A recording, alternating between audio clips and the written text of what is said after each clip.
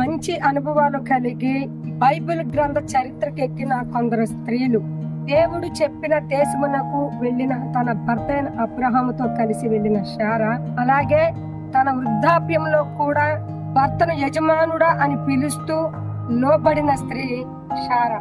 అలాగే అబిగయలు తన భర్త నాబాలు దావీదు రాజు పట్ల కఠినంగా ప్రవర్తించి మాట్లాడగా నాబాలు తన వారందరినీ హతమార్చాలని బయలుదేరుతున్న దావీదును భోజన పదార్థములతో ఎదుర్కొని తన మృదువైన మాటతో ఏ అగాత్యము జరగకుండా ఆపిన స్త్రీ ఈ అబిగయలు సుబుద్ధి గల స్త్రీ.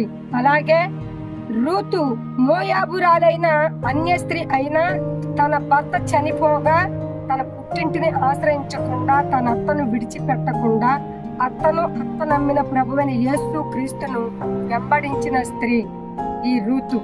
ఎస్తేరు రాణి అయినప్పటికీ కూడా దేవుని ప్రజలైన యూదా జాతి వారిని చంపాలని చూసిన శత్రువైన హామాను పన్నాగము నుండి వారు చావకుండా దేవుని సన్నిధిలో 3 దినములు ఉపవాసం ఉండి యూదా జాతిని రక్షించుకుంది ఈ ఎస్తేరు. ఇంకా ఇలాగా ఎంతో మంది స్త్రీలు ఉన్నారు.